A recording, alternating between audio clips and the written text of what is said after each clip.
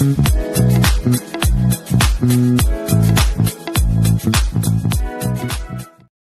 everyone, welcome back to She Birds Podcast. I'm your host, Brooke Wright, and today's guest is Danielle. Hi, Danielle. Hi, how are you? I'm great. Thank you so much for being a guest today. Thank you for having me. So, can you take us back to the beginning? What were the early signs that something wasn't right in your relationship?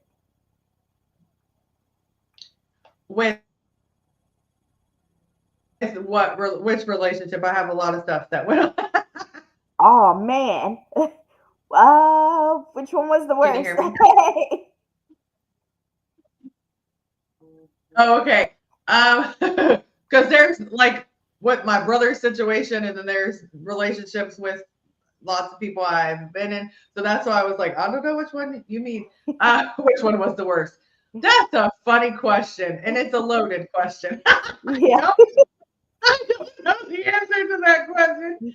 Uh, It's funny because my 11-year-old, she's almost 12, she's my youngest child. She asked me that question. Who was the best, who was the worst? Because I've been through a lot and I allowed a lot to happen and didn't realize what was going on. So let's see. I can talk about probably, well, I'll just talk about my marriage. Yeah. So um there was a lot of love bombing.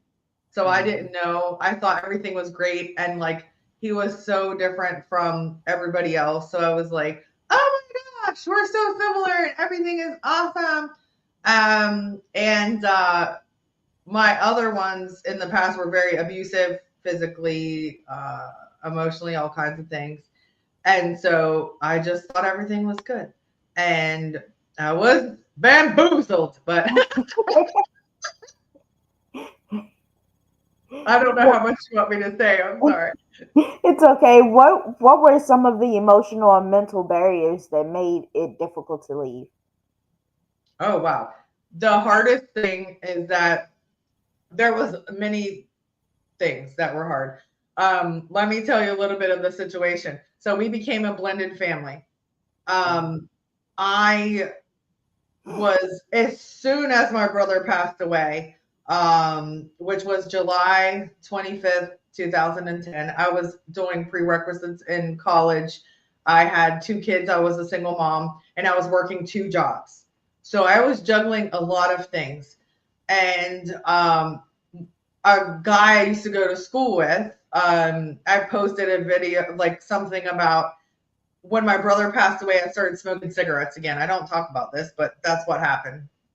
And so I posted like I need to quit because I didn't smoke for years. I'm like I need to quit, and then he messaged me, and then we used to go to school together. I think like 8th grade through senior year, and so anyway, so we started talking. Like again, my brother had just passed away. I went back to Maryland. They were in Maryland, so his son was 4 at the time. My son, now I call him my son. But anyways, and they came and moved in with us. It was like wham bam, thank you, ma'am. Uh, so then I became a mom to 3 boys. Um, mine two oldest, and then him. And he had custody. My ex had custody, and so he was always with us, and which was such a blessing. He's amazing, amazing young man. Now he's about to be 19. It's crazy. Anyway, so that was big barriers. Went to school, then I planned a wedding at the same time. I was grieving over my brother. It was really hard. And then a lot of things happened. Like, so a lot of signs were happening that um, somebody wasn't being faithful to me. And I allowed things to happen. And then I tried. And then we were going to church, and I would go to, like, try to make it better. Anyway, so one thing is, I was in that area way longer than them. I had lived there for 11 and a half years by the time I left.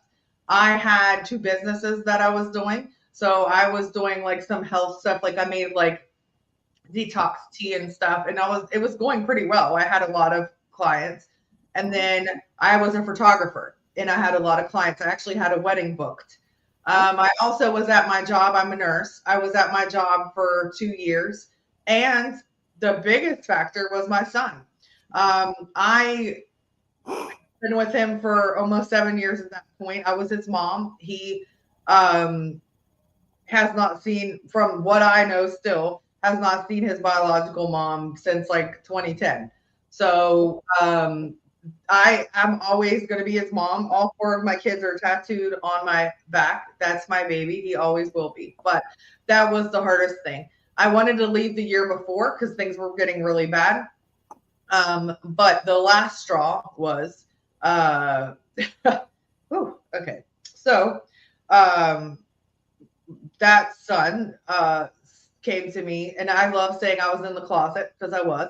I was getting my uniform. I worked night shift, and I woke up and I was getting my clothes, and he's like, "I need to tell you something." So my ex now had the kids and took them with the girl, the lady, and was at this like 4th of July thing with everybody while I was at work. Right. So he told me first, then my second son, um, he told me next, and they don't know they told it. They both didn't know they told me. And it was a tiny little town. Literally, the hospital that I worked in was down the road. I can walk from my house. The police station was one street back. Like everything was just there. It was a tiny little town. And so people knew that that was happening and saw and stuff. And I was embarrassed. So it was very emotional. Like, but I had already planned on leaving. My mom was in Georgia. That's where I am now. And so that was the final straw. I ended up leaving sooner, which was very sad. I left my dog that we adopted together, my son, my businesses, my house that I fought for, and just left. And legally, I wasn't allowed to take him because I didn't adopt him. So I took the 3 kids that I had birthed because we had a kid together as well, and took off with just clothes and papers and left. Dang. Loaded question, But, I told you. but how did you rebuild your sense of self worth after leaving? So it took me a while.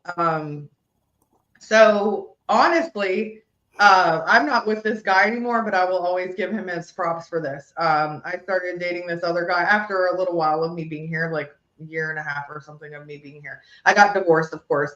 Um, and after a few years, I wanted to do all these things. I didn't know who I was when I was in the marriage. And even though it really changed my poor family and how everything, is. And even for the littlest one, which is now she's 11, and she has to go there. She barely sees her brother. It's just hard. But anyway, I didn't know what I wanted or what I wanted to do because I was always just a mom and a wife and a this, and I was just doing everything I could to survive. Um, so I found out that I was like, I always wanted to be an actress and a stand-up comedian. So I started doing some background stuff. I started stand-up comedy. And then that year I really discovered who I was, which was a huge blessing. So then I became a life coach. I did a forgiveness journey. I started my podcast. I did a lot of things that year. I was turning 40 and I was like, who am I? And then I was like, I'm a lot of things. And so that's what I did. So that gave me the strength to, figure it out. Forgiveness was big for me, eliminating limiting beliefs, and um, just perseverance, just keep pushing through. Yeah, definitely. What was the biggest misconception people had about your situation? Like, did anybody from your past, like from a house that y'all lived in together, has anybody reached out to you or said anything to you or anything?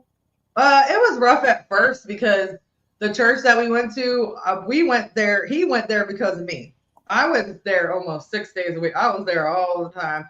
I was very involved in the church, and so that was hard. I'm not going to talk about the pastor because that's something you shouldn't do, and I care about everybody, but it was very hurtful how I was perceived. And the sad part is that lots of people knew, especially the pastor, that he was cheating on me because I was like, please, let's do like counseling or whatever. Or I tried because I didn't want the family to break up. Not Mm-hmm. so much that I wanted to be with him. I just didn't want the family to split up. Mm-hmm. But yeah, a lot of people to me, and if they're watching this, this is my perception of the situation, kind of like turned on me. My daughter's so sweet. Like if when she went back and visited, and she went to church there a couple times over the last few years, and she would do like FaceTime. Hey, you want to say hi? And it was awkward, but there was somebody that was my very best friend. We were together all the time, and I barely speak to her. And I think we're just busy, and it's nothing, no bad love or any like no bad blood, nothing.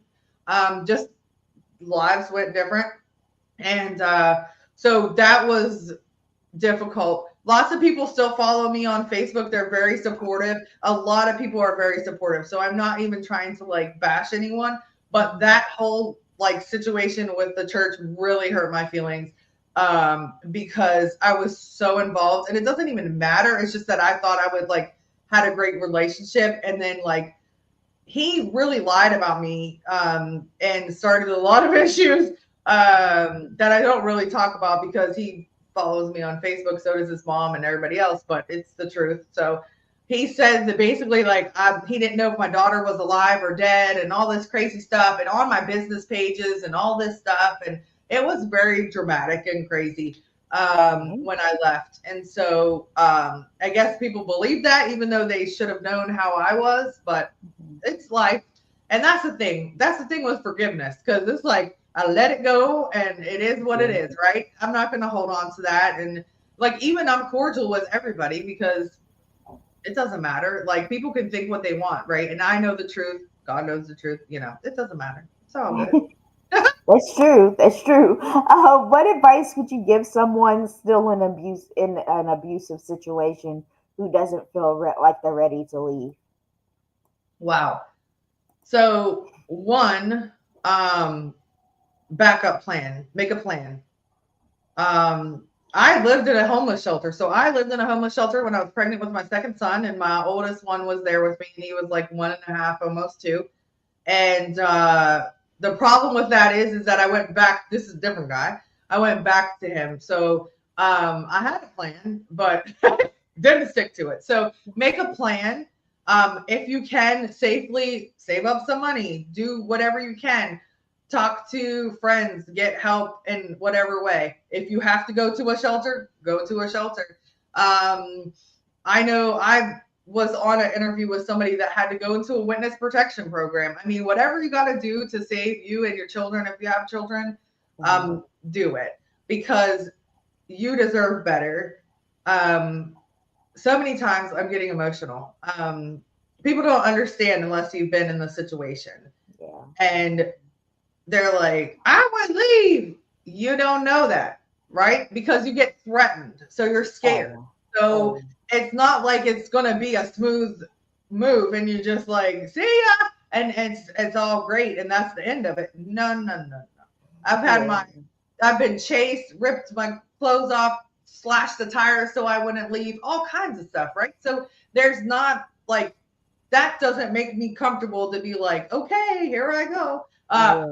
But you can do it. So just believe in yourself, know that you deserve better, do positive affirmations, do all the things to build up yourself. And then when it is safe, you got to get out, because we all think we can fix people and it's going to get better and all this Yeah. stuff. And a lot of times it does not. I believe that people can change, but a lot of times it does not. I've Yeah. dealt with a lot of narcissists, and uh, they'll gaslight you, make you feel like Yes. something didn't Yes. happen, or like you're the one in the wrong and all that stuff. I was told all the time, you're ugly, you're fat, you're stupid, you're never going to find love, you're never going to this, you're never going to that. And I started to believe it. Like, what? No. And that me back then would have never thought that I would be an author now, or a speaker now, or all the things that I've done. I never, even a nurse, like I would have never thought that I could have done all those things because of the stuff that I was being told. But that's Mhm. why it's important to eliminate limiting beliefs. You got to Mhm. switch your mindset, get out of that situation, and know that you deserve better, and then stop it, nip it in the bud so you don't keep getting that. That's what I was in. You get into this pattern of that's what you attract, but Mhm. that's not really true. It's just like you've got to believe that you don't deserve that and that you deserve better and work on yourself. That's what it's all about. Fix yourself before you even, once you get out of that situation, before you start something else, work on yourself. Love yourself, figure out who you are, what you need, and all those things. And if you have kids, definitely what they need, what you need to do for them. So, Yeah, definitely. Because I was also in a abusive relationship, and like you said, it is hard to leave, especially when they do threaten you. yeah. Because my ex boyfriend, like, literally drove up the steps to try to run me over with his car. Like, Up the, so yes, it does happen, and people need to take that into like just pay attention, like yeah, because people's like, why can't you just leave? That's why, because I'll die. yeah, right. Like, It's scary as heck. Like, I, I got beat so bad one time that I could barely sit down for like a couple weeks. And then I have teeth marks in my hands because I was being choked, and he was above me and he had me in a different person. Well, there's so many people, unfortunately, but had me in a chokehold and was above me, and so I was just like punching up, trying to like get him so I don't pass out, and then he mhm. just bit down on my hand. He threw me up the stairs, which is weird. I don't know. Just driving up the stairs is also weird. But there was just like stuff like that, and then like I said, if it starts off with love bombing, you're like blinded by the, like you're like Yeah, everything's great, and then the truth comes out. yeah, And I mean, there's things that I could have did better too myself. So I'm not just blaming that person because I allowed it. Especially the one situation, I was in it for years. Every time I would move, he would come. He tried to kill me several times. This other guy tried to kill me because of him. He dang. Yeah, he would lie and say, even to my ex-husband, which was insane. I hadn't seen the one I'm talking about, in years, and he lied to my ex-husband and said that I was messing around with him, but we were in two different states, and I was like, how's that possible? And why would you believe that? But anyway, but I want to say I'm proud of myself. So when I talk about forgiveness, I was really challenged, and I talked about it on my podcast because I was going to see, we have a grandchild now. And so I was going to see that guy that was very abusive, try to kill me and all the things. And I have his teeth marks in my hand. And we just saw each other on Saturday and it went really well. And I did a great job. He spoke to me first. He said, "What's up?" And I said, "Hey." And then I didn't really make eye contact that much, but we were in the same room.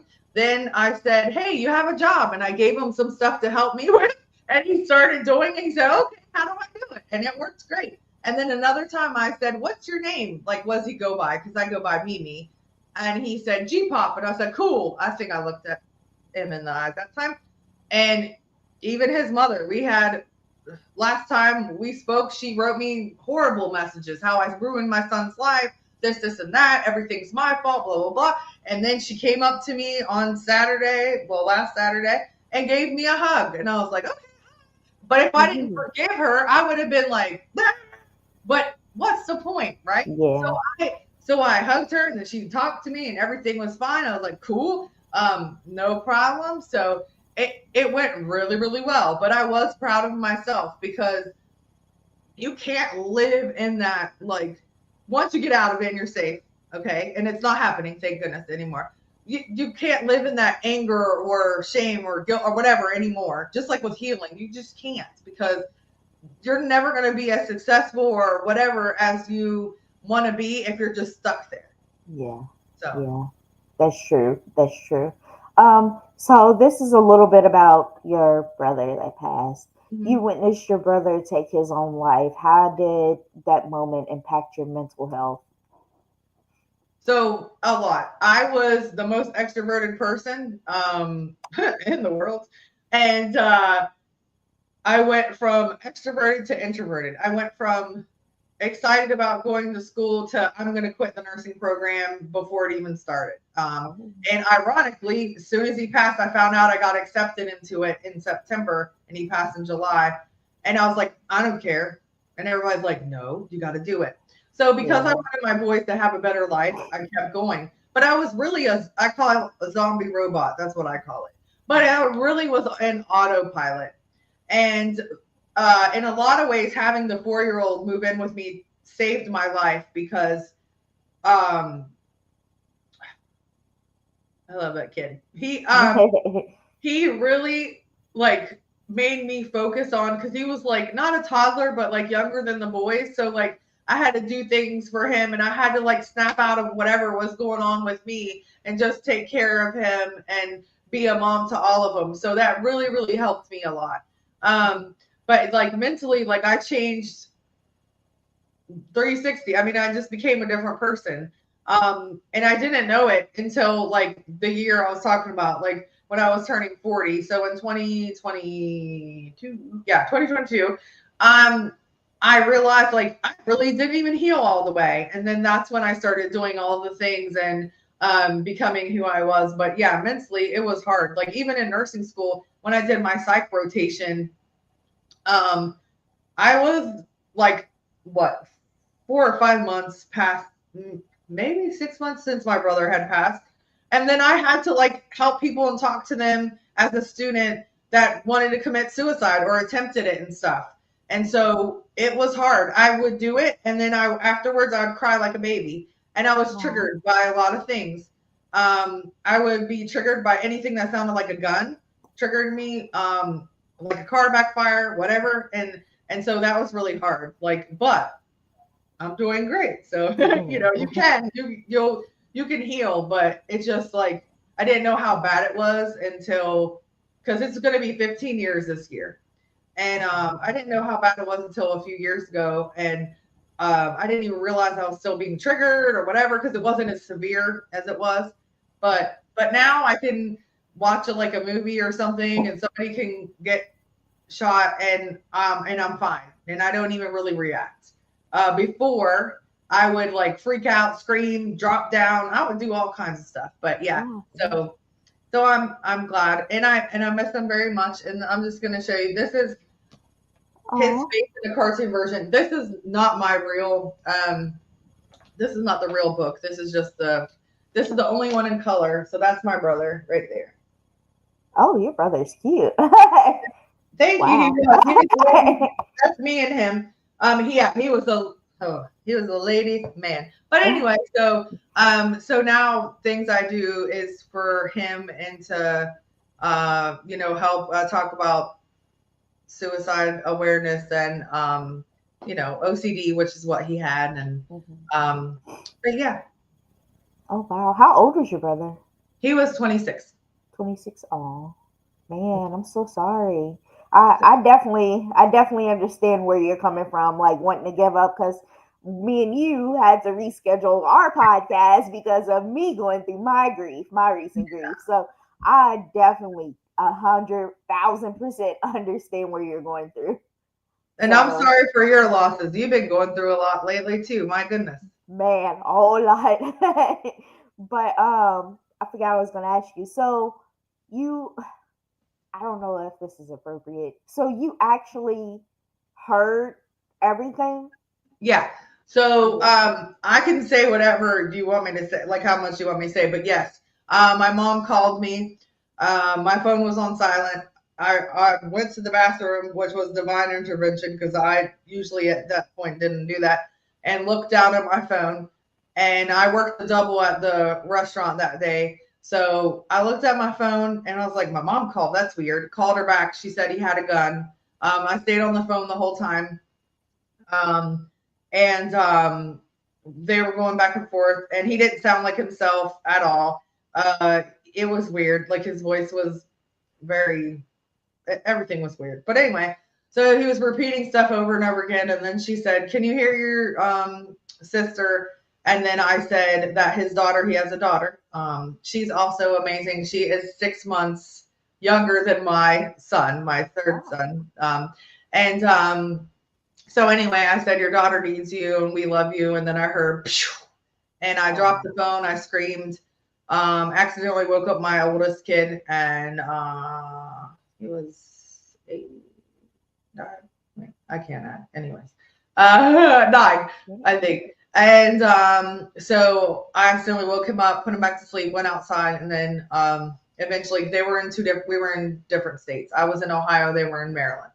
Um, and yeah, so I heard everything. I remember everything. I all tragedies that happened in my life, I block stuff out, but that's the only thing that's happened that I remember every single detail.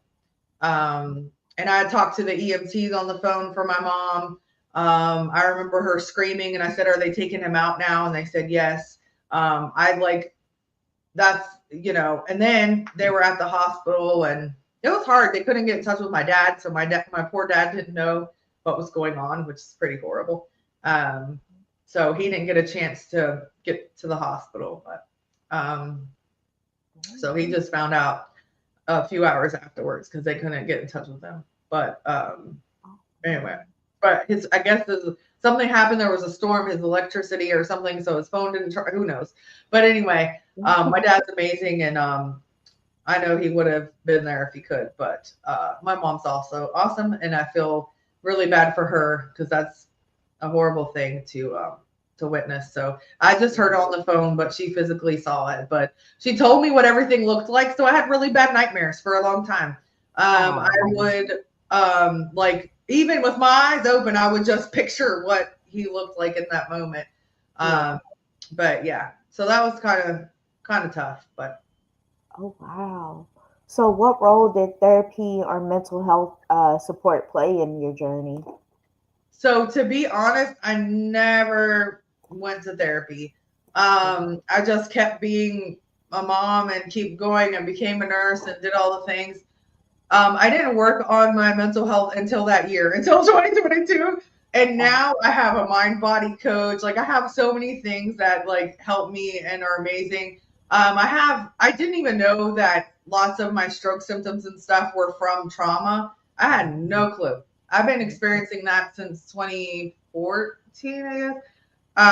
And so I went to physical therapy and they're like, "Have you had trauma in your life?" And I was like, "Uh-huh. Which thing do you want to know?" And she was like, "Oh." So yeah, so it's really great. Like I've worked on that with my mind body coach. Her name's Monique. She's amazing.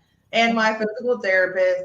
And so like hand in hand with that really helped me like get things, and plus me being a life coach helped. So those are the things that I did. But like for a while I was just literally like I said, zombie robot in autopilot. I had a pretty good life, but it's just that I was didn't know that I wasn't healed enough to like then once you heal enough, then helping others is amazing. And that also brings you joy and helped me too. yes, yes, I agree. So, how did you protect your peace today? Like, how do you protect your peace today? So I believe in a lot of things, but I pray, I meditate. I'm not that great at it. I'm working on it, doing it every day. But I do positive affirmations, journal. So lots of those things I do. It helped me not only with my peace, but it helped me become a better person, mom, nurse, friend, whatever, all the things. I'm a grandma, but it helped me just all around because, like I said, when you work on yourself, like I always put myself on the back burner, but Mhm. like now that I'm working on myself, it's like, holy moly. And I can help a lot more people because I'm okay and I'm doing well. So it's really important for me to do, like I said, those things, the journaling, the positive affirmations, the showing up for myself, praying, meditating, all those things are important to me. Yes, definitely. What inspired you to start sharing your story publicly? Well, so my answer sounds so like repetitive, but yeah, just basically, I always wanted to, but I wasn't healed enough to even, I never talked about it. And to be honest, like until my niece started helping others, she's amazing. She's a mental health advocate as well. So she was like 15 or 14. So once that happened, I felt like it was safe because it's her dad. And I didn't want to just put it out there because nobody really knew what happened. I have so many friends, and so does he, that had no clue how he passed away. Even 10 years later, they had no clue. So I really wanted to start talking about it to help others because, like, even family members or people, I'm reaching for something. This is one of the awesome bracelets. I don't know if you can see it. It's just like Yeah. suicide awareness bracelet. Um, but it's so awesome. Like, I have passed those out some, and my daughter did. I'm so proud of her. So my daughter is in 6th grade, and they had Signs of Suicide Week, and she and a few of them like made the whole schedule and did all this stuff. And yesterday was Choice Day, and and she never got to meet her uncle because she was my last kid born, so she was, already had passed away. I mean, no, not her. He passed away. But anyway, so yeah, so she did design the flyers and did all this stuff, and we bought some things, and then they passed them out. So like little pens, suicide awareness pens, bracelets and stickers, and so that felt good. Like even though I wasn't physically there at the school, it felt like I was helping, and she loves to help in that way. We do suicide awareness walks, which are really awesome. And so that was really important. And even writing the book was very important because it talks about OCD, which is what he had. Some people don't even know what that OCD could be so severe, or that it could really affect someone the way that it affected him. So it was really important. The character gets help, and my brother didn't, so it's a fiction. But there's anxiety tools for anxiety in there to help with. There's all kinds of stuff, so it's really awesome. But yeah, I think like when I started really talking about it and trying to help others, that's when I really healed as well. That's amazing. So, do you know why has your brother ever said anything personally to you, like spoke to you personally about what was bothering him, or was he just going through, did he have like bipolar like me, or did he like have like issues like disabilities or illnesses Yeah. or anything? So he probably was bipolar, not sure, never got diagnosed. He definitely was OCD, so severe, and everything to him needed to be perfect, and it wasn't. Um, I know he was at a party that night, like into the morning, um, and that's all I know. Um, he had a lot of issues. Like he always would say stuff like jokingly. He even said, um, when I die, I'm gonna laugh and I'm gonna watch because nobody's gonna come. And the coolest thing was, it was so packed that everybody was standing all the way in the back. All the seats were filled, and I was like, ha ha, you were wrong. So I'm silly, but also true. I'm like, come on, you were wrong. So that's the thing is like he said something like that. I was like, what the heck would you say that for? Like you're young. But he didn't say like I want to die, like something like that. But I'm sure there was like more signs that we didn't know at the time. He was a very like he suppressed his emotions and just be like lots of men turn it into anger. So he just seemed like he was angry or funny all the time. Like he would either be angry or laughing.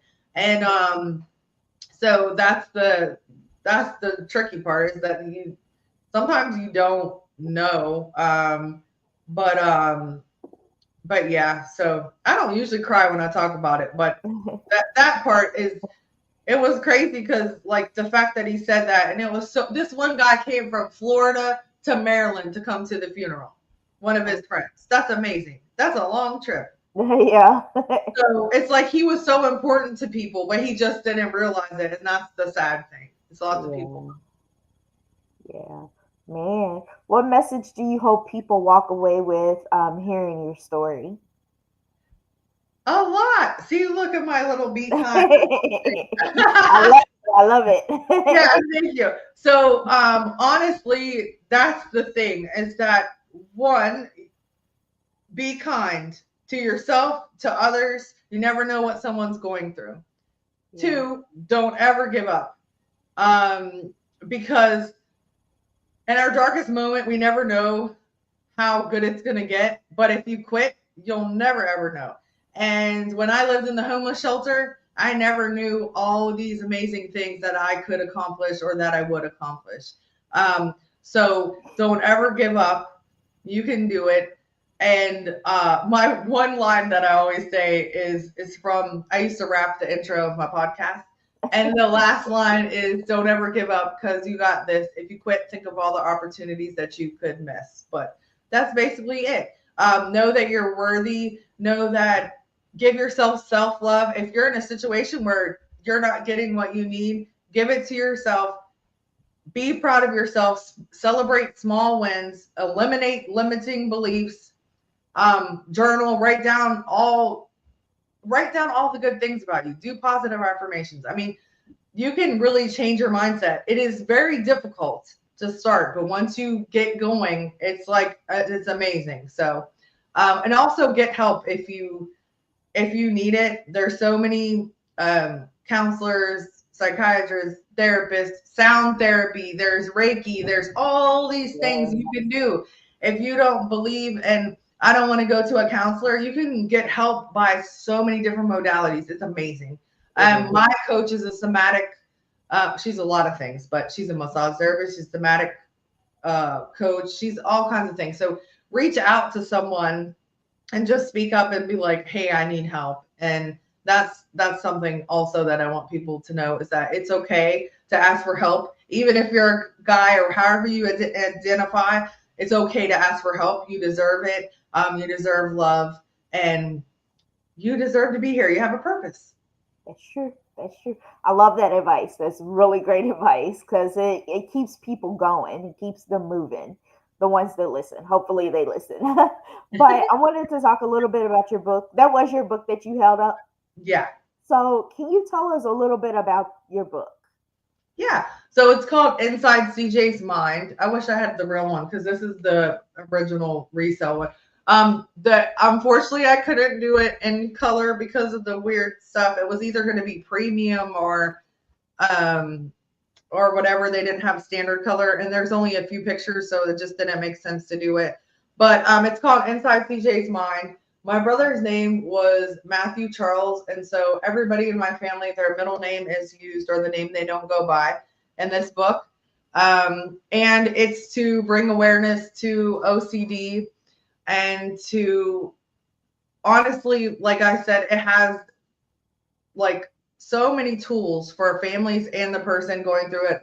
So many adults have read it. It's a kid's book, 11 and up, but adults have read it. And it's basically just to show you that you can make progress. I love it because the character goes from not even speaking about, I don't want to give spoiler alert, somebody that he lost to then helping others that have lost people. Plus, he gets diagnosed, plus, he moves to a different school. So it's just like a really fun family book. And also, every chapter ends in a twist, which is fun. My daughter helped me write it. She was 10 at the time, and so it's really important for me to spread that word and know that there's things other than I'm a nurse but and I'm not against medicine, but there's help other than just medicine. Like you can do so many things. So the character gets a IEP at school. There's goes to occupational therapy. There's like I said, coping skills for the person going through it, and there's stuff to help the caregiver as well. So it's really cool. I love it. That's amazing. Where can my listeners get your book? Amazon. So inside CJ's mind, you have to put the apostrophe because otherwise you can't find it. So CJ apostrophe S mind, and then I mean honestly, like it's the only one that looks like this. It's a pretty wild cover. Um, so those are some of the thoughts in his mind. So, but yeah, Danielle Booher is my name. You can look me up that way, or you can look up Inside CJ's Mind. So, Okay. yeah. Yeah, I'm definitely. Hopefully you get it on audiobook sometimes too, because I love audiobooks. So hopefully it's on there soon. Well, I will do that definitely, but I have Kindle. I just don't have like where I'm talking it. I want to do it myself because I'm very animated and I like to, the kids that I read to them, I did like a boy voice and they were like, no, no. I'm like, why not? It's so fun. They're like, don't do the boy voice. That's fun. I'm silly. I like to be, that's another thing, advice. Be happy, smile, laugh. Like, laugh at your mistakes, learn from them. Like, we're Yes. all make mistakes, just learn from them and, and laugh at it. Like, don't beat yourself up, just laugh. Like, that makes you have so much joy. And you can't really be as negative if you're laughing. You know what I'm saying? Like, True, it's true. harder to do it. So my last and final question, Danielle, before I let you go, what does healing look like 10 years from now for you? You said healing? Sorry. Yeah, yes. Yeah. So for me, I am wanting to build an empire. So I am going to have a building. And so my healing will be helping thousands of people. I'm starting to speak on stages and I'm going to write a book, like a book about my life and to help others. But basically, I want to have that building, and that building is going to be somewhere for everybody to enjoy. So I'm going to have like a neurodivergent day. I'm just going to have so many things for everyone, and I can't wait. So that's my healing is to help others always, and I help women who've experienced loss gain back their freedom by teaching them the power of forgiveness, perseverance, and eliminating limiting beliefs. So that's also my healing too, is just really getting out there and telling people, like I just said, like, like it's going to be okay and don't ever give up hope. And you can change your story. This, what you're going through right now is not the end of your story. You can change it. Yes, that's amazing. Great advice. I want to thank you so much, Danielle, for being the guest on my podcast and chatting with me. Thank you for having me. This was great. I really appreciate it. You have a great day. Thank you too. Bye. Bye. Hey everyone, I want to thank you all so much for listening to my interview with Danielle. If you would like to purchase her book, like she said, you can go on Amazon and purchase it, but you have to put the apostrophe in there to specifically find it. Thank you all so much. I hope you all have a great day and see you next time for the next interview.